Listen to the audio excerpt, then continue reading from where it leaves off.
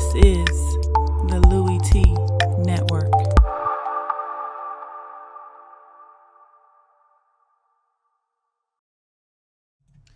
Who else could it be but me, your man, Louie T? Welcome to the 2017 NFL Head Coaching Carousel. We've seen some coaches come. We've seen some coaches go this season. Some interim head coaches get opportunities. We'll see if any of them are actually able to hold on to the job like Mike Mularkey was able to do a season ago in Tennessee. We'll talk about some coaches that may potentially be able to do that this year as we look at the 6 vacancies currently open in the league. 20 teams did not qualify for bonus football this season in the National Football League. 6 of them currently don't have head coaches. We'll talk about all those vacancies and some potential vacancies that may open up down the line. Some coaches not out of the proverbial kitchen yet. It's a little hot in those kitchens. It's a little too hot in the kitchen. Better get your ass out. Some of these coaches may not make it. We'll see. We'll talk about them as well. Then you got a coach that could potentially be traded. Huh? We'll talk about that as well, too. So let's start with the first vacancy that came about this season, that being the Los Angeles Rams. Jeff Fisher was canned, and it seemed like he was going to be around for a while after his extension, but that extension wasn't worth the paper that it was on, as he was gone a week later after the Atlanta Falcons put up 42 points essentially in 3 quarters and was up 42-0 in Los Angeles. The writing was on the wall. It was time for Jeff Fisher to go. And so he has been out for quite some time now. There's an opening there. John Fossil was in there as the interim head coach. He's not going to get that job. So we're going to see what the Los Angeles Rams decide to do. Is that an attractive job? We'll come back and we'll talk about that a little bit later on. Another job available right now, the Jacksonville Jaguars. That was the second job to come available. Head coach Gus Bradley, or ex-head coach Gus Bradley, was canned with, I believe, 2 weeks remaining in the season, maybe one in any event. 2 weeks, because they actually won the first game after he was fired. Almost won the second one, but didn't get it done. Doug Marrone was in charge of that Jaguars team as the interim head coach after his firing. So we'll see if Doug Marrone is able to get some consideration for that job, but we'll see if the Jaguars decide to look elsewhere to hire their next head coach. The Denver Broncos. This is an interesting opening because this wasn't expected. Ex-head coach Gary Kubiak decided he was going to hang it up after some health scares. His family pleaded with him to hang it up. And look, being an NFL head coach is a very strenuous job. You spend countless hours trying to solve the other team, and you don't spend a lot of time around your family. You don't necessarily take the best care of yourself and your well-being. And Kubiak has had some scares of late. Remember, he collapsed in Houston when he was the coach of the Texans at the halftime break of a Sunday night game versus the Colts. So he's had his fair share of issues, and he decided that this was going to be his last game in Denver. Told the players after the game in an emotional speech. And so he's no longer the Denver Broncos head coach. They've got an opening, and that's a very attractive job right now. We'll talk about that a little bit later on. Another one of the 6 openings, the San Francisco 49ers. Parting ways with Chip Kelly after just 1 season. This is a dysfunctional organization. We already knew that. And this is a move that reeks of desperation. They talk about needing to cleanse the entire organization, and especially the front office. No more Trent Baalke. He's out, as well as Chip Kelly as a head coach. And we'll see what direction they decide to go in. They need wholesale changes in San Francisco. That's a bad franchise right now. Bad football team. It's not going to get any better in San Francisco for quite some time. Colin Kaepernick opting out of his deal. So who knows what's going to happen there. Who's going to be the next quarterback? How are you going to field a team? They didn't look like an NFL squad at times this season. So we'll figure out some things with this 49ers team a little bit later on as well. San Diego Chargers get rid of their head coach, Mike McCoy, even against the wishes of general manager Tom Telesco, who actually wanted to retain the services of Mike McCoy. McCoy is out. We'll see what the Chargers decide to do, and it looks like They may not only be out of a head coach, but they may actually be out of San Diego in the process. So there's a lot to determine in San Diego right now with this Chargers football team. We'll figure those things out, and we'll talk about their situation a little bit later on. And then the Buffalo Bills are your final team right now without a head coach. Rex Ryan was canned late in the season. Anthony Lynn, the offensive coordinator, took over. And I heard that the Bills were very smitten with Anthony Lynn and that he had a legit shot at becoming their next head coach. We'll see what happens in that situation. We'll monitor it very closely, keep a watchful eye over the Bills' coaching position, and see what they, in fact, decide to do. Tyrod Taylor doesn't look to be a part of their plans of the future. And so we'll figure out some things with this Buffalo Bills football team as well. And then we got a couple of wild card teams that may potentially have openings down the road. Nothing's etched in stone, and I don't think these are clear, definitive teams that are going to hold on to their coaches just because they haven't made a move quite yet. The Houston Texans. Bill O'Brien seems to be somewhat under fire in Houston.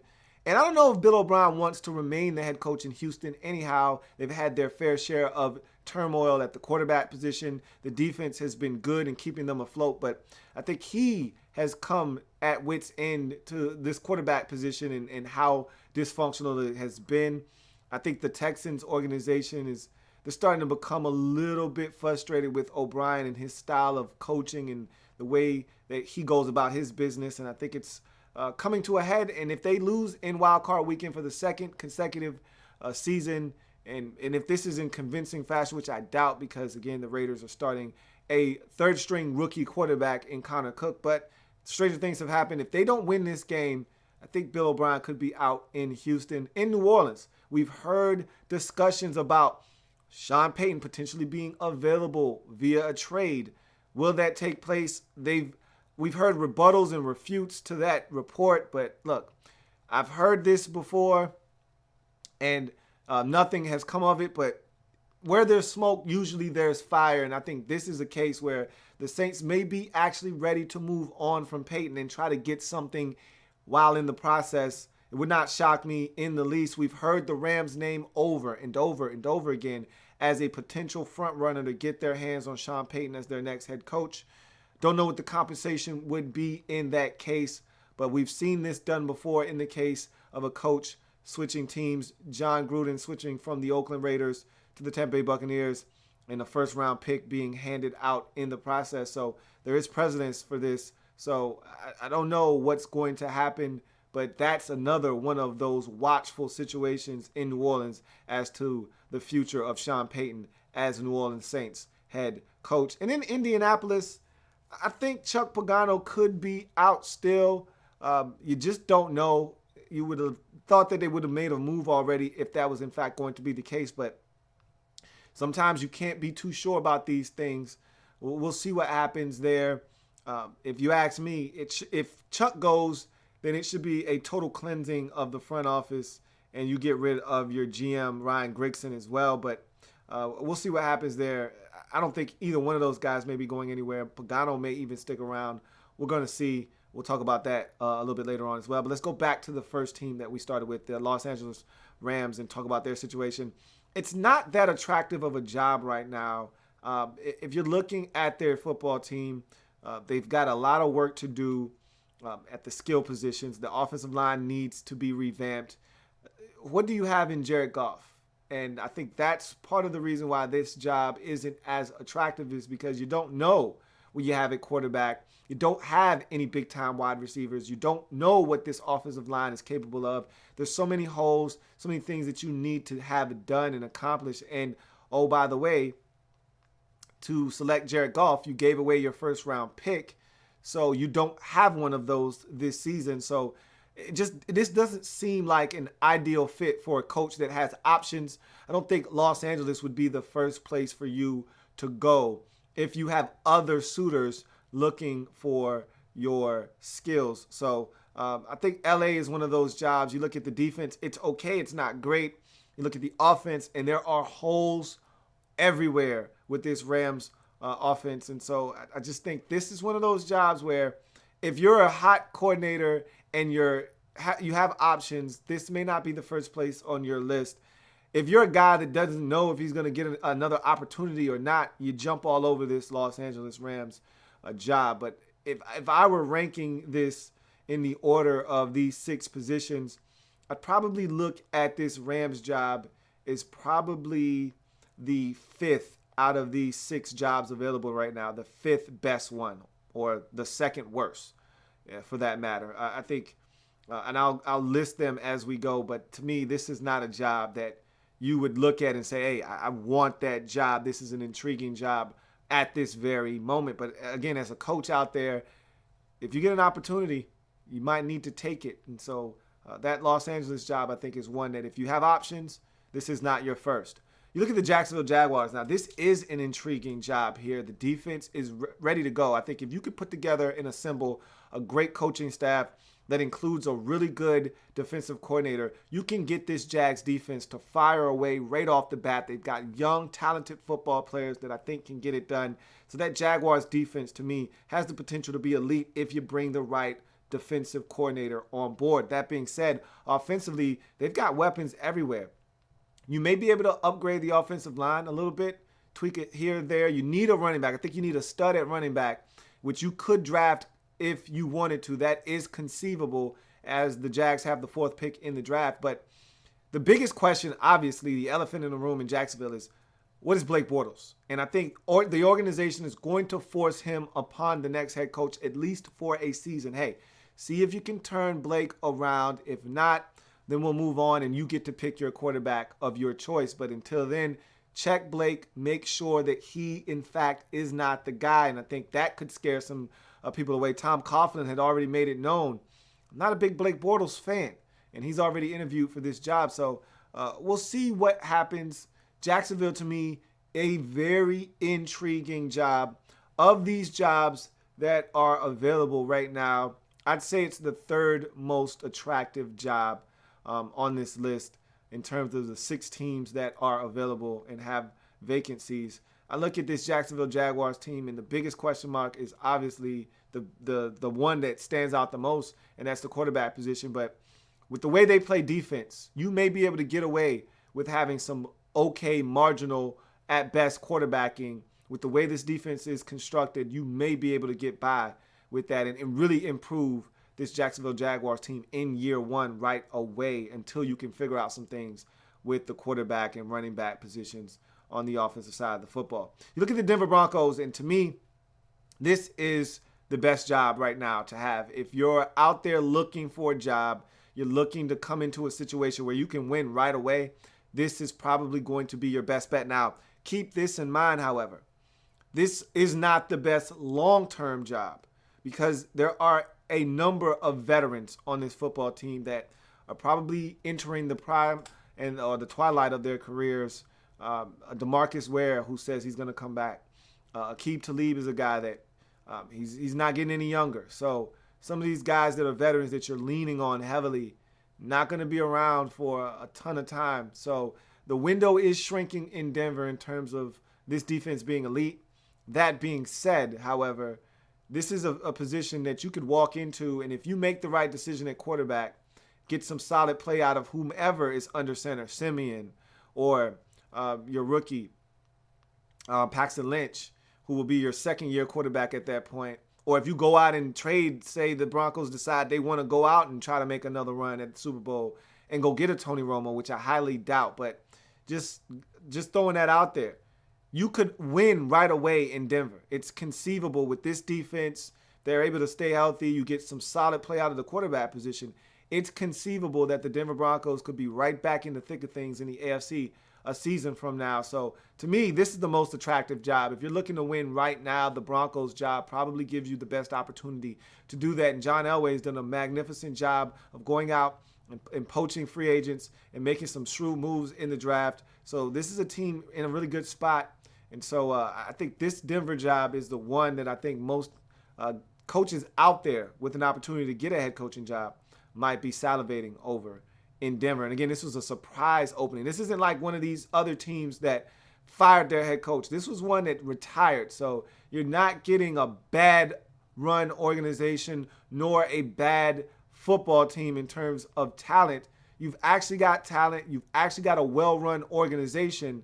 You just need a guy to step in and make some good decisions with personnel in terms of who to play, who not to. And this thing could easily get turned around, and you could be staring at a Broncos team that could be back in the postseason a year from now. The San Francisco 49ers, to me, are the next on this list, and they're, to me, the worst job right now of any of these jobs. The front office is a mess. The roster is even worse, and you don't have a quarterback. And all of those things just scream at me, no chance. The next guy has zero chance of success with this 49ers organization. It's going to take some time to build this thing back up, and really they need to blow it up, start over from scratch, and it's going to take a while. And similar to Gus Bradley in Jacksonville, we knew that was going to be a reclamation project, but he just simply ran out of time in Jacksonville. I think the same thing is going to happen for whomever takes this job. This is a dead-end job. If you're a coach that isn't even on the radar and doesn't think you're going to get a head coaching job, you take that 49ers job and you give it a run. But if you're a guy that is looking to have an opportunity to be successful in this league, and if you're a coordinator right now, I would not take this job. I would stay where I am. If I don't get another offer from another team, I would just stay where I am, be a coordinator for another year, see if something else that I like opens up, and I keep it moving. But no, under no circumstances, if you don't have to, do you take this job. If I'm a defensive line coach and they want to give me a head coaching job, sure, I take it. But if I'm a coordinator, I'm one step away from becoming a head coach. There's no way I'm touching this. This 49ers job is poison right now. The front office is a joke. The roster is laughable. And the quarterback position is in limbo. There is no way, and I mean no way, I would touch this job with a 10-foot pole if I was a prospective head coach in this league. That 49ers job, by far the worst available right now of the 6 in the National Football League. The San Diego Chargers, to me, is a very attractive job.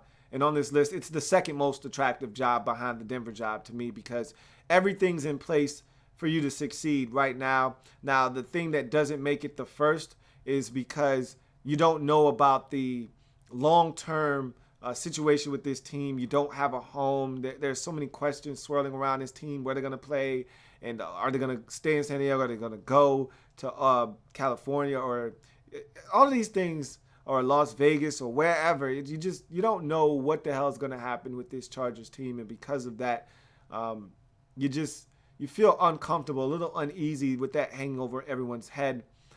Bottom line is they've got talent. They've got Phillip Rivers, and despite him being a turnover machine this season, he's still Phillip Rivers, and he can still sling it with the best of them.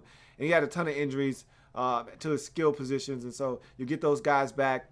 And this is a defense that is really solid. They're not great, but they've got talent on that side of football too. Again, you assemble the right coaching staff, this Chargers team could go from a team that couldn't find ways to close out ball games and win to a team that could easily be 10-6, 11-5 next year, and really vying for some serious positioning in the AFC. So this is a really good job, I feel like. If you come in and you can have a nice solid draft, a good offseason, you bring in the right players, guys get healthy, stay healthy, this could be a dangerous Chargers football team. I think that's a very attractive job. Now the question you have to ask yourself is, how long are you going to have Phillip Rivers for? And if I'm a coach and I'm coming in, the first order of business is find me an heir apparent to the throne in San Diego. Find me the guy that's going to take over when Phillip Rivers can no longer do that. I want to develop that guy. I want to get my hands on him right now while Rivers is in the game and still playing at a relatively high level. Let this guy learn from one of the best to do it and see if we can't have a seamless transition in the future. So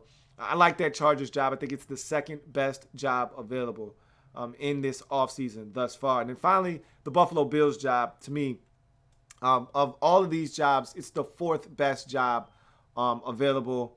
The reason why it's not higher is because they're a team right now that has a bunch of questions. Their front office is a little sketchy. Their quarterback position in limbo. You just don't know in Buffalo. And so even though the defense has been shoddy the last 2 years under Rex Ryan, we know this defense has had talent and been able to play well in the past. And if they get the right guy in there again, maybe they can turn things around on that side of the football. But make no mistake about it, offensively, when you don't have a quarterback, as they don't right now with the Tyrod Taylor situation looming over their head, and he's all but assured to not be back in Buffalo. They do not want to pay him the money that he will be due next season. And because of that, you got to ask yourself, what are you going to do at that position? If you don't have a quarterback, you don't have a shot in this league. I talk about that all the time. And now that you're sitting here talking about no Tyrod Taylor, what are you going to do? Is Cardale Jones that guy? Are you going to look in the draft for someone? I don't know. And because of that looming over your head, because of that uncertainty at the most important position, I think that Bills job takes a little bit of a hit. And right now, this is, to me, a sort of a dysfunctional organization as well. I mean, there was a lot of finger pointing going on this season, a lot of leaks to the media, things that you just don't like to see from an organization, especially during the course of the season. And that speaks to a little bit of dysfunction in your organization when things get out of closed doors.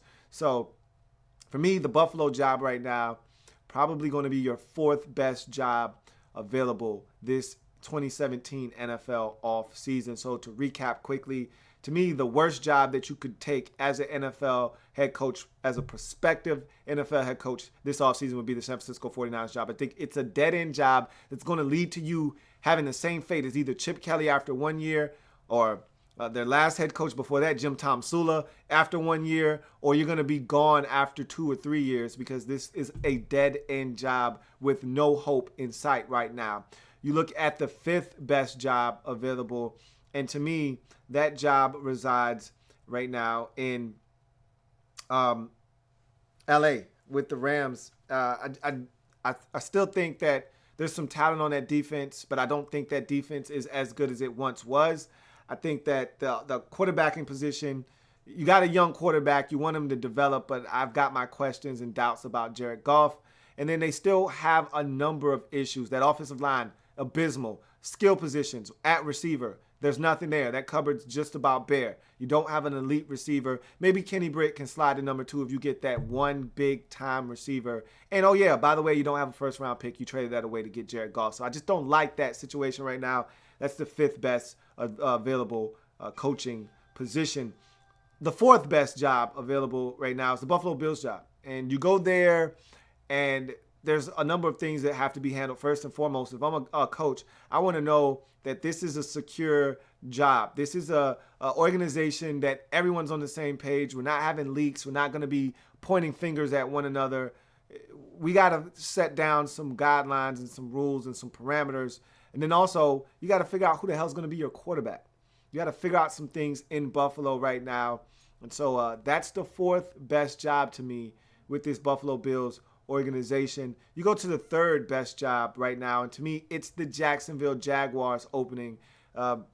This is a team that defensively I think is ready to go right now. You get the right defensive coordinator in there, they can rock and roll on that side of the football right now. The offensive line can use a tweak here, tweak there. The running back position I think needs an alpha male, and then obviously, is Blake Bortles the guy or not? These are all questions that a prospective head coach coming into Jacksonville would have to answer. But like I said, it makes it a lot easier to answer those questions if you can get this defense to play at the level that I think they're capable of. It'll allow you time to figure out some things while still being ultra competitive and possibly winning some football games like that Jacksonville Jaguars job, especially if you can figure out a way to get Blake Bortles to be less turnover prone and get a back that can take some of the pressure off of him as well. The second best job right now available is the San Diego Chargers job, in my mind. You got a quarterback in Phillip Rivers. You can probably draft one and develop him behind Rivers for a few years and see if you can't get some sort of Aaron Rodgers kind of dynamic going there because you've got time on your side. You've got talent at running back. You've got talent at receiver if you can stay healthy. You've got talent on the defensive side of the football if you can stay healthy. There's a lot to like about this San Diego Chargers job. The one thing that I don't like is the uncertainty of the location of this franchise. That would be the one thing that would scare me about the Chargers. But other than that, talent-wise, on the field, they've got enough to compete and compete at a high level, especially with the quarterback position being settled with Phillip Rivers. You got to like that Chargers opportunity if you're a prospective head coach. And then finally, the best job available this offseason to me is the Denver Broncos position. The front office is strong. The defense is still good. You've got everything you need as far as skill position players, tight end, receivers. You could use an upgrade maybe at running back, but I think I still like Devontae Booker, and I still think he's got a potential shot to be a really good back in this league. The offensive line needs some work. That needs revamping, and you also need to figure out who's the guy at quarterback. You could go out and say get a Tony Romo. Who knows? Or you could just roll with either Paxton Lynch or Trevor Siemian. The choice is yours. Either way, this to me is an easy situation to walk into and win 10, 11 games next season if done correctly. So for me, this Denver Broncos job has an opportunity to really be a really big opportunity for some NFL coach out there looking for a chance to become the head guy. That's an opportunity that I think is one that could be advantageous for a potential new head coach. So with that being said, let's jump into some of your comments, talk about some of the things that you guys have seen with the coaching carousel thus far. Ben Glassford says, sounds like Vance Joseph is leaving my Fins. Our rough defense about to take a step back. He's been a name that you've heard circulating around league circles as a guy that could potentially get a job. We'll see what happens with Vance Joseph. He's one of a few defensive coordinators. Terrell Austin's another name that we've heard as a defensive coordinator that could potentially get a look. Also in Philadelphia, we've heard a retread name that keeps popping up in Jim Schwartz. So we'll see. Again, you know how this goes. You hear a name, it's a hot name, and that guy doesn't get a job. We've seen it many a times, and we may see it again. So we'll see what happens with Vance Joseph. Eagle Speed is a fact says, Kyle Shanahan better stay in Atlanta, but if he doesn't, whatever team he goes to, they'll be lucky. Shanahan is probably most likely gone. Now, he does have some high demands. I think he does want his dad to come along. He's trying to make it a package deal. He's one of those guys that gets to pick where he wants to go. If every team is interested, and not every team is, but if every team is interested in his services, he's able to pick and choose what's the best location for him if both sides agree that he's the man for the job. I've heard him linked to a number of different places, San Francisco, L.A. If I'm him, I don't want to go to either one of those positions. If I can't get a job that I identify as one that I think I can come in and win at, there's no reason. He's such a good coordinator right now. He can go back to being a coordinator for another year and then hit the market next season with an opportunity to potentially become a head coach. But I think he's ready to come out of the offensive coordinator shadows and become a head coach. And there's some options here that I think would really tickle his fancy and really fit what he likes to do on the offensive side of the football. My man Reese says, hey, Lou, good evening, man. I'm just glad this show doesn't feature the Tampa Bay Buccaneers. It's a really good feeling when you get to the offseason and you're not the hot topic of discussion, especially when it comes to filling a vacancy at the head coaching position, which your Buccaneers seem to have been the topic of discussion the last couple of years. So, yes, you do feel good not having your Buccaneers be in this discussion. DG Production says, will Atlanta be okay without Kyle Shanahan? Sure they will, but it's all about who you get to come in to fill his shoes. The best way and the most seamless transition when you lose an offensive coordinator as prolific as Kyle Shanahan is to get one of his understudies, someone that was on his staff that you trust, that you think is a brilliant mind that can handle the responsibility of stepping up from a quarterback's coach or stepping up from a running back's coach or stepping up from offensive line coach, whomever that guy may be that you trust as an understudy. Have him bump up and be promoted to offensive coordinator. You really want to keep what you've done this season intact, and the best way to do that is to do this in-house if you're the Falcons. But that's not always the case. You're not always able to do that. Sometimes you have to go outside and find someone. But the one thing you don't want to do is bust up the continuity that you've built. It took Matt Ryan 2 years to get really comfortable with this offense. You'd like to see him stay in this offense, and the best way to do that is to have someone who's already on the staff that is familiar with this offense just bump up to offensive coordinator. We'll see what happens there. Let's get to some more of your comments. My man Reese says, hey, Lou, why do you think so many teams didn't wait until Black Monday to dispose of their head coach? The sooner the better has become the new mantra when looking for a head coach. The faster you get rid of your head coach, the faster you can start the process, especially when there are already teams ahead of you. Jacksonville got rid of their head coach during the regular season. Buffalo got rid of their head coach. Los Angeles got rid of their head coach during the regular season. So those teams were already in the hunt looking for their next head coach. So if you wait till Monday, you're giving up an actual day to start looking. You get rid of your coach right then and there on the spot on Sunday after the loss, and it allows you to start the process 24 hours sooner. So with these particular teams, and you saw this, a lot of teams were firing their coach as of Sunday. Right after that game, they weren't waiting till Black Monday. And I think the reason why is everyone's looking to get that head start because there are a couple of coaches that are hot names, Josh McDaniels, Kyle Shanahan. These are guys you want to talk to first because if your pitch sounds the best and this guy falls in love with what they have in that organization and the way that they approach them, they may get him first. And you may be the one to get him. And so all these teams are looking to try to get the best candidate they can possibly get. And the way to do that is to start fast. And so you're seeing a lot of coaches getting canned before Black Monday, I think for that specific reason. Andre Mogul says, checking in, what's good, Lou? What's going on, Andre, man? Nothing much, just talking about these NFL head coaching vacancies. Reese says, Lou, I trust you more than anybody, and you've always given it to me straight, no BS. Do you see Mike Smith leaving the Bucs? I sure as hell hope not. I don't think he's going anywhere right now. I think he's not going to make a lateral move, obviously. If he's going to continue to be a defensive coordinator, then he needs to just stay in Tampa. I think the biggest thing is if he is a guy that a team sees as a better second time around head coach than he was the first time, then he could potentially be gone. We've heard his name mentioned in Jacksonville as a potential candidate there.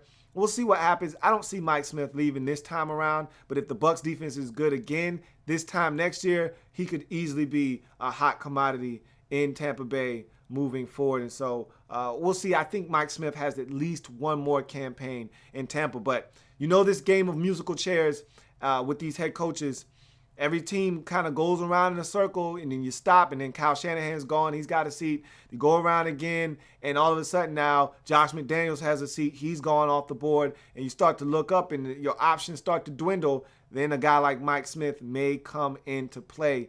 We will see. Sean Mack says, what's going on, bro? What's going on, Sean Mack, man? Nothing much. Up here talking about these NFL head coaching vacancies. Rarely even. My man Reese says, will John Gruden ever coach in this league again, Lou? I think so. It's possible, Lau. I will tell you this. It's going to take a lot to get him out of that comfy ESPN chair. Look, this man is a rock star at ESPN, okay? He's got everything he can ask for. He's still a very big part of the game. He's close to it. He gets to talk about it. He doesn't have to go through the grind and the strain that comes with being an NFL head coach. That being said, he loves that stuff. He misses it, and he would love to get back out there. But you're going to have to come with not only money, but you're going to have to come with power. It's not about money as much anymore with these big-name head coaches. It's about power, decision-making.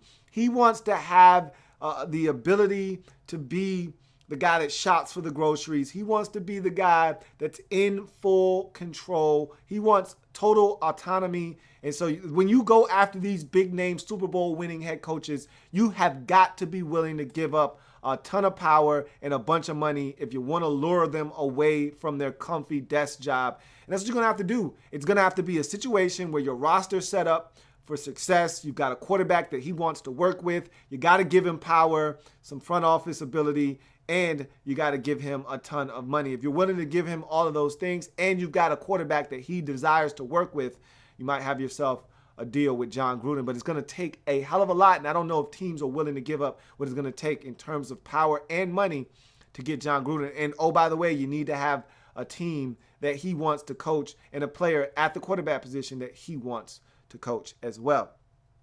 Andre Mogul says, I still believe that Bortles can be a good quarterback, and if the right coach comes in, like maybe Kyle or McVay, I think he will see his upside. You probably need a better run game, whether it's Kyle Shanahan or Sean McVay or one of these young, hot coordinators or Josh McDaniels. It doesn't matter if you don't have a strong enough run game, especially in a Kyle Shanahan offense. With Sean McVay, the run game is what it is. I mean, in Washington, there is no run game. So he can do without a run game, but not if Blake Bortles is going to be turning over. If you want to come into Jacksonville and clean up Blake Bortles, the best way to do that is to get him a run game. Kyle Shanahan, his offense predicates on having a very good and versatile run game, and I think that's what they're missing in Jacksonville right now. So I think Blake Bortles, I don't know if he's salvageable or not. I'm not in his corner right now. But that being said, you get him a run game with the way the defense plays, maybe Blake Bortles is a guy that can get it done at the quarterback position. Enrique Valencia says, if the Colts job opens up, where would you rank that job? If the Colts job opened up right now, I'd rank that job as either the second or third behind Denver. I look at that Colts job. We're going to talk about Houston, Indy, and New Orleans as potential job openings here in a second. But if that Indy job opened up, I'd only put it behind Denver, I think, because I think Andrew Luck gives you the ability to win for a long time. He gives you longevity if you can keep him upright. I'm not in love with that defense in Indy at all whatsoever. I think that's going to be a hindrance for whomever takes that job. But that being said, there's so much talent on the offensive side. They still need a running back. I think Frank Gore, again, went over 1,000 yards, but you'd love to upgrade that position. And the offensive line still needs to be tweaked here and there, but they've got some young pieces there that you can get excited about. So if you could just find a way to keep Andrew Luck upright, that offense is dangerous. The defense scares you because I don't think they have enough talent there. But with Andrew Luck, anything's possible. And so I would put that at the second best coaching job behind Denver, only because the Broncos are ready to win now. And I think the Colts still have some issues that won't allow them to get it done right away. But I could be wrong. But I'd like that Colts job right behind Denver because I think the Broncos, that's a well-run organization. The same cannot be said for the Indianapolis Colts, and because of that, I don't think you can rank them any higher than 2, possibly 3 behind San Diego, but I think I'd take the Colts situation over San Diego and put them second if I were ranking them with these jobs that are open currently. Sean Mack says, bro, okay, appreciate it, man. Get them cats straight. If they want their comment read, got to use the hashtag. Appreciate that. Captain Spartan 04 says, I would want the Jaguars job. Great young defense. Still love Miles Jack and a potential offense to go with it. I would feel like I could coach Bortles. You may be able to get something out of Bortles. He may be broken, but can be fixed. That's the question. Can you fix Blake Bortles? Because I too, like Cap, love that defense. It's young, it's talented, and I think they've got a potential, if you get the right defensive coordinator in there, to really spring to the top and the upper echelon of this league in terms of defense, which will give you a shot most Sundays. But the big question there, can you upgrade the offensive line, running back position, particularly, and the quarterback position? Can Blake Bortles get the job done? I think that would stop me from putting that job any higher than third on this list, which is where I put it. Hunter DVs says, does Mike Shanahan and L.A.B relationship help or hurt or not make a difference in Cal getting the Broncos job? I think it helps to a certain degree, but it also hurts because, like I said, I think Mike Shanahan wants back into the league, but he wants to be more of a consultant. I don't think John Elway is looking for any help in the front office. He feels like I'm doing a good enough job by my damn self. I don't need anyone's help.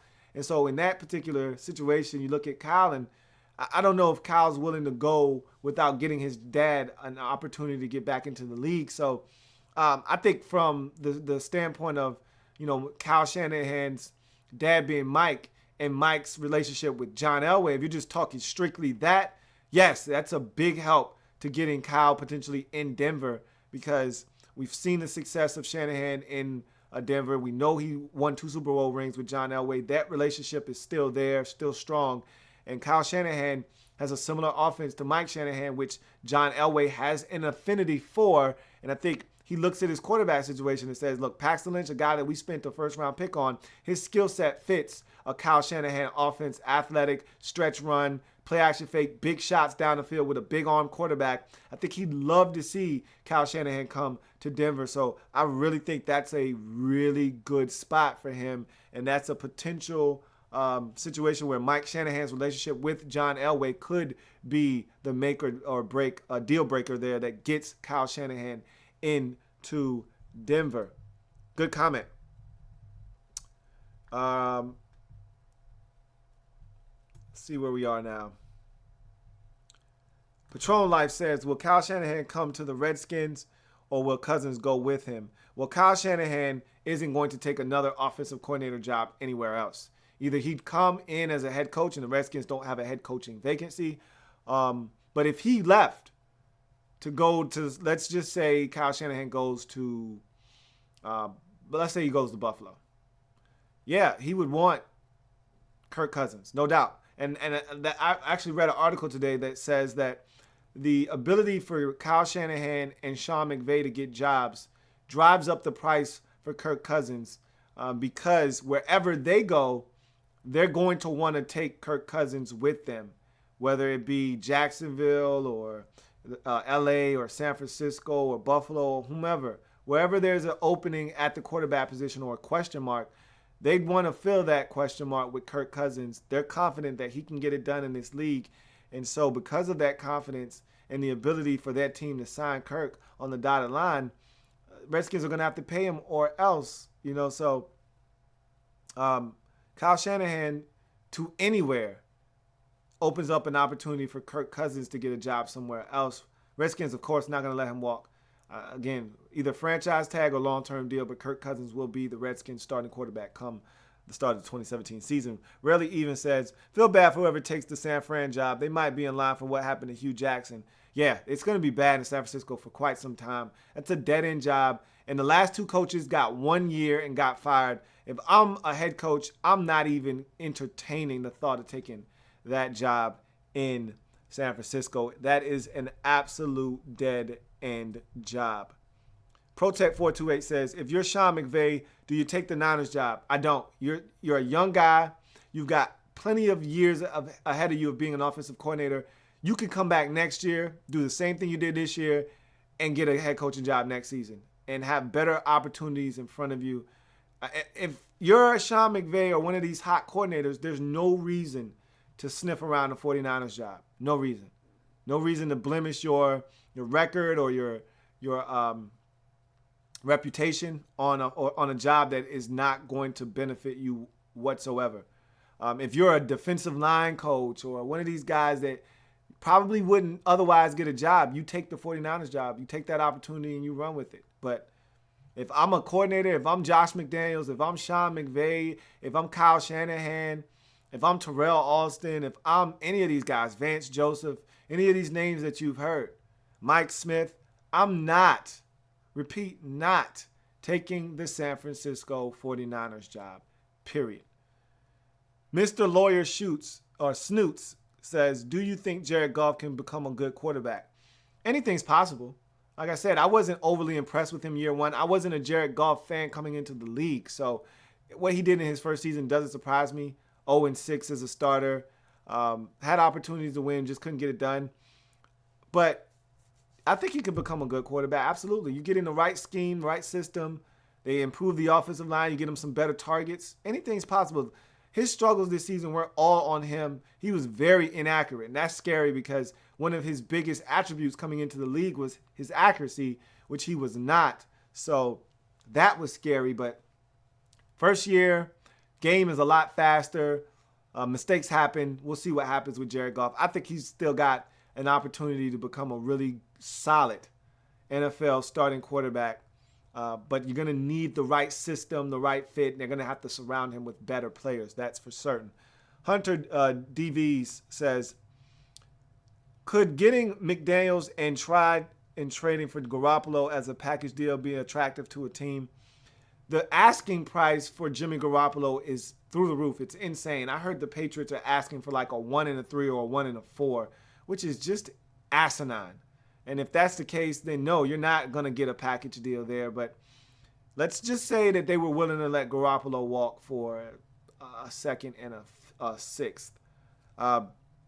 Maybe that would be, and that's assuming that McDaniels wants Garoppolo as his starter.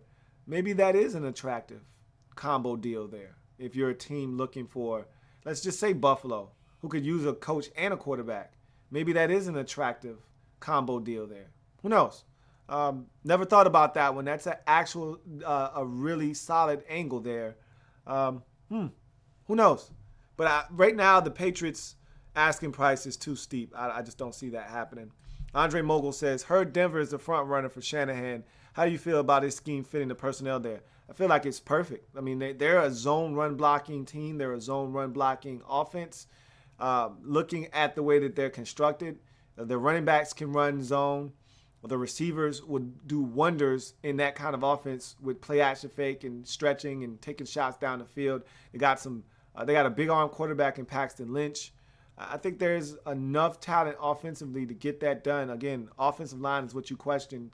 Are they athletic enough up front? But make no mistake about it, that offense definitely fits what they do in Denver for sure.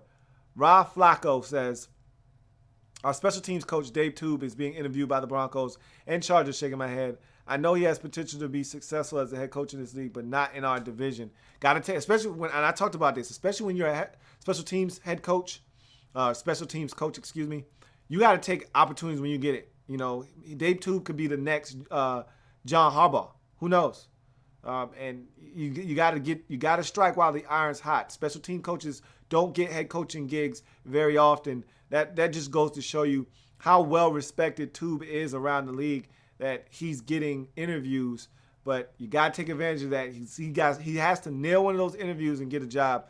And even if I'm told, I take a San Francisco 49ers head coaching job if that's available to me, because as a special teams coach, you may not get many opportunities. Captain Spartan 04 says, I actually like the 49ers job better than the Bills job. Bills players seem unmotivated, and there's a lot of players that are all over the place. Well, that's what a good head coach can come in and do, is motivate a talented football team. There's no talent in San Francisco. There's no motivating talent that's not there. They're just not a good team. At least in Buffalo, you question the motives of those players, but there's talent on that team. You get the right guy in there. This team almost won 9 games this season, okay? This is a team that you can get some things out of with the talent that's there. And San Francisco, that rag is dry. It is as dry as it gets. You can't squeeze anything out of that rag, and they don't even have a quarterback in San Francisco. Captain Spartan 04 says, 49ers, I think, can build from the ground up. They have some special there. You just got to figure out who. That's the question. Like, I think defensively they've got some stuff. I've already said that. Defensively, they've got some stuff on that football team. It's all about getting it to gel and mesh together. Offensively, they're a mess. They are a mess in San Francisco. That is for certain. Argenis Luguardo says, can Tom Coughlin bring back the flair to the Jags? They have the talent, but they need Tom Magic.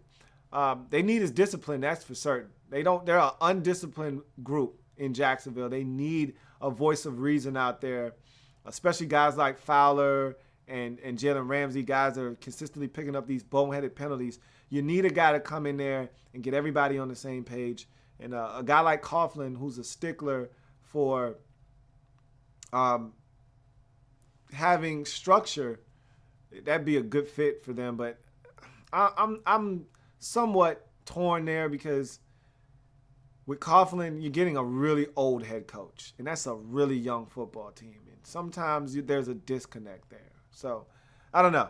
We'll see what happens. But I've heard that Coughlin also wants a little bit of control. So, we'll see how that works. In any event, rarely even. My man Reese says, Lou, I think the coach job opens up. Gruden would be the first thing smoking in Indy. He's a man. He has a man crush on Andrew Luck, and that's not a job that opens up every day. I think that would be one of the few jobs that could get John Gruden out of his seat. Now, I think he would want to see Ryan Grigson go, and he'd like to take over as a guy that would have control over personnel, whether he brings in his own guy to do that or not. I don't think he would want to have Ryan Grigson retained on the staff, however. I think he would want to do that himself. He'd want power, money, and control, and he'd have Andrew Luck. That would be a very intriguing job. One of the few that could get John Gruden to leave ESPN. Mickey Flynn said, did you talk about the Chargers yet? I did. Talked about the Chargers and their job situation, and I think it's a really solid job. And of the jobs available, I think it's the third best job after the Denver Broncos, or excuse me, it's the second best job after the Denver Broncos job right now. I think that's a really attractive job if you're a team looking for a head coach. Or a head coach looking for a job, excuse me. That's an attractive position with all the talent that this team has. Again, health is, maybe you need a new strength and conditioning coach. I mean, the injuries in San Diego have been ridiculous over the last 3 seasons.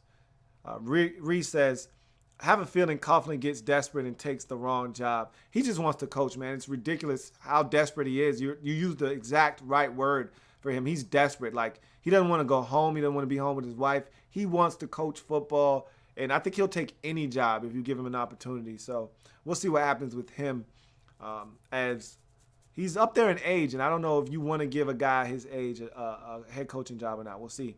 Patron Life says, what team will put the most pressure on the coach to win? Of these jobs, looking at the ones available, I think you'd probably have to go with the Denver Broncos. They've had so much success. I think they will be the team, maybe even Buffalo too. I just don't know.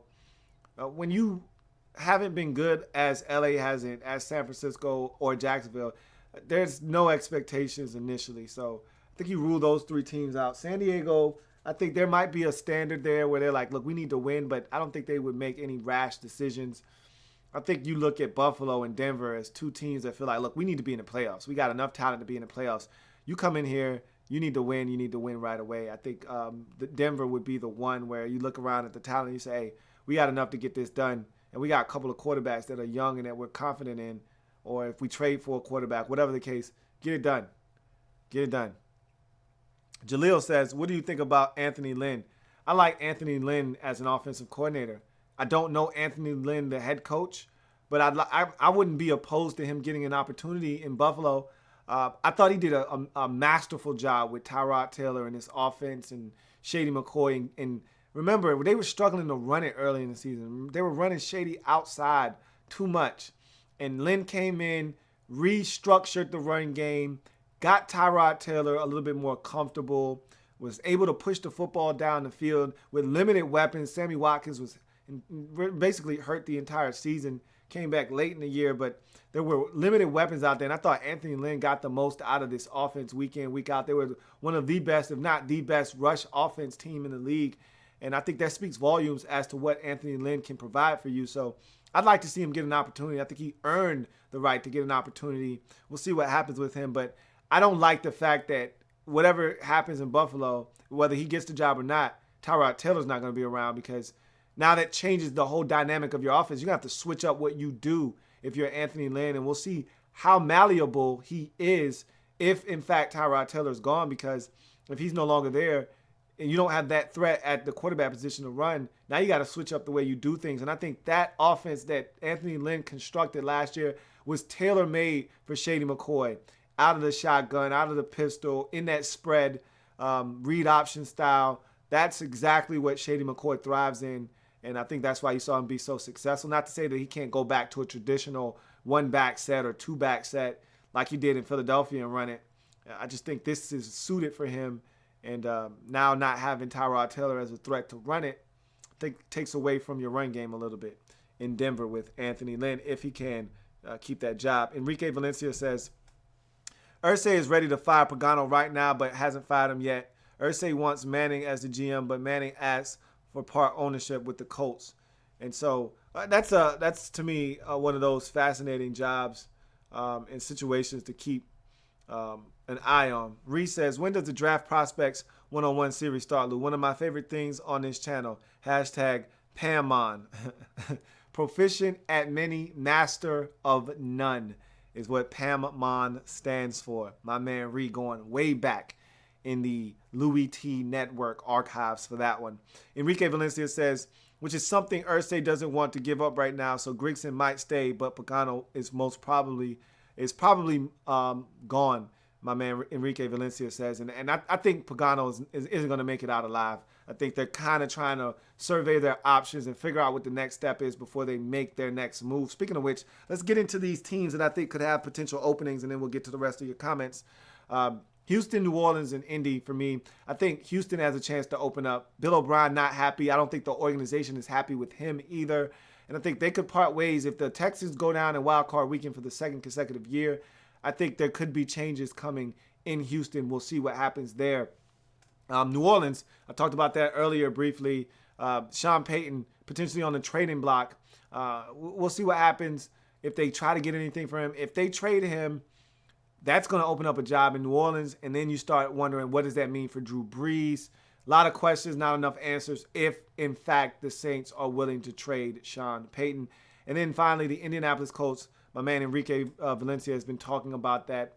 I think this is a job that's going to open up eventually. I think they're kind of slow playing it right now to see what happens, figure out what dominoes are going to fall. And then in their own house, they're trying to take care of some business to see what guys do we have in place. Maybe like Enrique says, a Peyton Manning as the GM, whomever.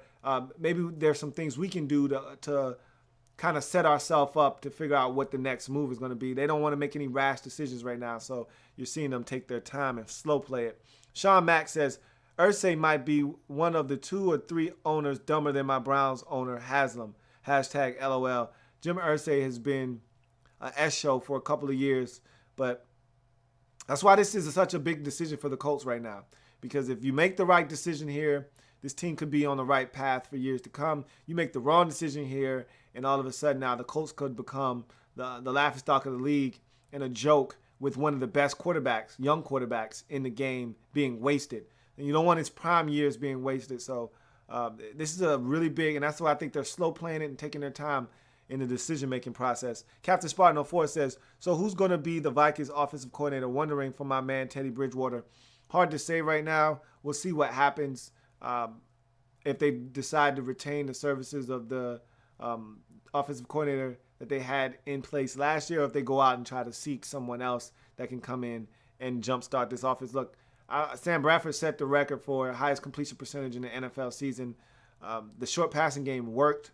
You get Adrian Peterson back. You get the offensive line back. And maybe that offense isn't as bad as it was this season at times. Hunter DVs says, would L.A. be attractive to Gruden? He lost his buddy Tirico at Monday Night Football. They could pay a lot of D already in place of a young quarterback to mold. If it doesn't work out, he's in L.A., go back in the media. I don't think so. I don't think he wants a quarterback. If he's going to leave Monday Night Football, he's not leaving to fail. There needs to be little to no doubt in his mind that he's going to succeed. And right now, I don't get the sense that that's the case in Los Angeles. It's not a good enough situation for him to leave his post at ESPN. I think it's going to take a big-time quarterback like a Luck to open up. Someone that's young that he can grow with and an opportunity, with money and power. And I don't think that's in L.A. right now. Protect428 says, who's the best fit for the Denver Broncos for their head coach? I think it's Kyle Shanahan. I really do. There's some lineage there. His offense, to me, fits the skill set of their players, whether you're talking about Emmanuel Sanders, who can stretch the field, Demaryius Thomas, who can stretch the field as well. I think Devontae Booker could be a really good one cut and go back in that system in Denver. I think that's a really good fit for him in Denver. And having his dad be able to assist him in what to do, what not to do in Denver, having coached there for quite some time and winning 2 Super Bowls there, I think that'd be the best fit for the Denver Broncos as we speak. Mickey Flynn says, who do you think the San Diego Chargers should hire? I like Mike Smith. He's a potential candidate. My man Reed asked earlier about him, and we're going to see what the Chargers decide to do. They've got a question on what they should do. Should they go with a defensive-minded head coach? Smith is a defensive-minded head coach. Or should they go in the offensive direction? Hard to really say what they're going to decide to do. Their defense, I think, is a really talented group. And if you can get the right guys in there, I think that defense could turn out to be one of the better ones in the league. Got to stay healthy. That's always the key. In San Diego, I would probably lean towards a defensive coordinator just because you trust Phillip Rivers, even though he had a rough season with interceptions. You trust him to get it done on that side of the football. And so if you can play some defense, hold the opposition down, you might be able to do some damage, especially with the running game being as prolific as it was this season with Melvin Gordon III. I think you could get away and do some things. So I would say I would go with a defensive-minded head coach, whomever that may be, Mike Smith among them. Protect428 says, who's the best fit for the Rams as their head coach? Hard to say. It really is, because you want somebody that can work magic with the quarterback. You want a guy that can work closely with the quarterback and get him to mature over time and become the guy that you spent those first-round picks to go up and get. So if I'm the Rams, this coach would be, and that's why I think they want Sean Payton so bad, because he is an offensive-minded head coach. He is a guy that works well with quarterbacks. He is a guy that has coached Drew Brees up and helped him get a Super Bowl ring. I think they like the fact that Sean Payton has been such a good offensive mind in this league for quite some time. You bring him on board and you let him get his hands on Jared Goff, and maybe he can work wonders with the young guy. So I'd like to think that would be the best fit for them. That's why they're pursuing that option. I don't know if it'll actually take place, but they've pursued that option already. Protect or Rarely Even says 49ers deserve whatever happens to them. That's what they get for utterly disrespecting and running Jim Harbaugh out of town. We knew the organization was a mess then, and it's even worse off now. Protect 428 says, if you're a team that's looking for a head coach, would you trade for Sean Payton? Would Drew Brees come with that for additional compensation? Depending on where the job is. Obviously, if L.A. trades for him, they're not going to trade for Drew Brees as well. But depending on where he goes, obviously, I don't think a lot of teams are looking to trade for his services. No, teams aren't really willing to part with a first-round pick or whatever it's going to take to get Sean Payton on your sideline. So I think they're more content with going through the process and finding a guy that they like and holding on to their draft choices. So I don't see Sean Payton going anywhere necessarily, but Drew Brees and Sean Payton would be a hell of a package deal if you could get that done. Those guys are just outstanding with one another, and they make beautiful music together. So that'd be a hell of a trade, but you'd have to give up a ton. Just for Drew Brees on his own, you'd have to give up a ton. Just for Sean Payton by himself, you're probably looking at a first-round pick. Put the two together, and you're talking massive amounts of compensation. Just don't see that happening. Protect 428 says, our quarterbacks Robert Griffin III and Colin Kaepernick finished as NFL starters. I believe so. I don't think, like with Cap opting out, and maybe he saw the writing on the wall with Chip Kelly getting fired. I don't see anybody else paying him to be a starter. I just don't. Robert Griffin III, his days have long been numbered, and so I just don't see it. I don't see either one of those guys getting an opportunity not to start at the beginning of the season. Maybe there'll be backups in particular spots, and guys go down and they get an opportunity to start. But as far as starting at the beginning of the season and being the guy taking all the reps in training camp, I just don't see that for either one of them. Corey Fitterman says, why isn't Joe Barry fired yet? And when he does get fired, who should the Skins hire? I don't know why they're holding on. They're maybe waiting to see what happens with some of these other coaches that are maybe in the playoffs, or what some of these other coaches do in terms of hires. I don't know what's going on. We'll figure out a lot more as the days pass, but it's hard to say who's available. We're still waiting to see if Vic Fangio leaves Chicago. There are a number of options, though. Defensive coordinators, Rex Ryan rings a bell. You don't know who's willing to do what right now. I'm pretty sure they're doing some due diligence. If they're going to make that move right now, we don't know if that is in fact the case or not, because we haven't heard anything. So hard to really say what they're going to do. But there are a number of candidates out there that would upgrade the Redskins' defense just by bringing in a new coordinator. They still need to upgrade the defense severely, but bringing in a new coordinator would make this defense better just because of that. Protect 428 says, will Tyrod Taylor and where will he end up? You know what? That's a great question. I honestly don't know, because I don't think there are many options and many landing destinations for him right now. Not a lot of people run the type of offense the Buffalo Bills run, so I think it could be tough for him. Protect 428 says, will you bring back PDS, Pats, Daps, and Smacks? I think that was hilarious, especially when you gave Johnny Manziel the biggest smack in history. Laughing my ass off. I've had questions about PDS. I don't know. That show was so high energy. It took a lot out of me every time I did it. So I don't know. I may bring it back. I don't know. Maybe that'll be one of those times I'll bring back a episode for a treat. Who knows? My man Reese says, Lou, do you still have the legendary, iconic, handy-dandy pointer? I think I do. I'd have to go look for it, though, but I think he's somewhere floating around. If not, I think I have the magic wand, the magic stick, or whatever I called it, the backup to the handy-dandy pointer. I do have that for sure, but I don't have that handy dandy. I don't think. I'd have to look and check and see. Jaleel says, do you think San Fran would draft a quarterback or pick up Tyrod Taylor or Jay Cutler? It all depends.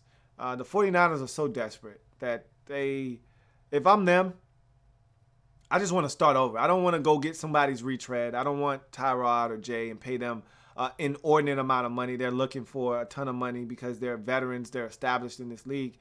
I want to go get something young, something cheap, something that I can grow with, get my own quarterback, develop him myself, and go from there. So if I'm the 49ers, I wouldn't touch either one of those guys, Kaepernick or Tyrod Taylor or Jay Cutler. I'd get my own and develop it. Sean Mack says, what about Wade Phillips as the head coach of San Diego? If Norv can get back there, no way. Wade is done as a head coach. I think even Wade is probably like, I don't want to be a head coach anymore. He's up there in age too. No way. Wade Phillips is done as a head coach. Anyone having RG Douche as their quarterback needs to sit their ass down in the reflection chair, bro. He's done as a starter in this league. And to think that he said, I proved everybody wrong this year, what the hell is he talking about? Hunter DV says, who won the best hire of a new coach from last year? Just thinking about all the different hires, you'd have to probably say the Tampa Bay Buccaneers and the Tennessee Titans. The Titans not making a rash decision and saying, you know what? We like what Mike Mularkey provided for us. We're going to stick with him. That proved huge dividends for them. And the Buccaneers getting Dirk Cutter, who I didn't necessarily believe in at the midpoint of the season when they were 3-5. He turned things around in Tampa, and they go 9-7 this season. So I think those are the two teams that really did a great job of hiring head coaches last year. And I'm pretty sure I'm forgetting one or two other guys that did a masterful job in their first season. But those are the ones that stick out for me. Corey Fitterman says, I've heard fellow Skins fans want Greg Williams, but I don't think he'll come back after how Dan screwed him over for Zorn. Remember that? Yeah, I do. But I don't know how pretentious that relationship is now. Time has passed. Time heals all wounds. And the man needs work. So I don't know if Greg Williams would be opposed to coming back to D.C. We'll see what he decides to do. But he's a 4-3 defensive coordinator, not a 3-4. And I don't know what the Redskins are doing and what their plans are. So we'll see if he's, in fact, a guy that could potentially get an opportunity. Reese says, dust off that pointer, Lou. I missed the marker board. Just kidding, LOL. Good times. It was good times, man. When you start out with nothing, man, and you use what you got. And I had to use all my resources back in those days. I want to get this name right. Candace King. Hopefully I got that right. Do you think the Cowboys doing good this year? Absolutely. 13-3. They're probably going to have head coach of the year in Redhead Jesus, Jason Garrett. Just a phenomenal run with a rookie quarterback and a rookie running back. And they got a shot to go deep into the playoffs, so we'll see how that goes. Jaleel says, what about Adam Gase for that best hiring? Absolutely, and he's in the playoffs. Those other two didn't make the playoffs. So, like I said, I knew I was forgetting somebody. Adam Gase, definitely probably your front runner there because they make the playoffs and they win 10 games this season. And like I said, those other two getting to 9 wins this season, I feel like those two teams as well did some really big things with their teams too. So I'd probably still put Mularkey ahead, though, because who expected 9-7 from the Titans this year? Who expected them to go on the road and beat Kansas City or drub Green Bay the way that they did? They had some big victories this year. I'd actually go with Mularkey in Tennessee, and then Adam Gase, and then Tampa Bay's head coach, Dirk Cutter. There's some big wins in Tennessee this year. My goodness. In any event, that's going to do it for the NFL Coaching Carousel. Thank you all for joining me, asking all of your questions, and all of you guys out there viewing. Really appreciate that. If it happens in the National Football League, whether big or small, we cover it all in the National Football League. We'll keep a watchful eye over these hirings, and as they happen, I'll jump on and discuss what teams did what and what coaches went where. If it happens in the National Football League, you know your man Louie T has you covered. Until next time, remember, we're changing the game one live feed at a time. See you next time. Have a good one.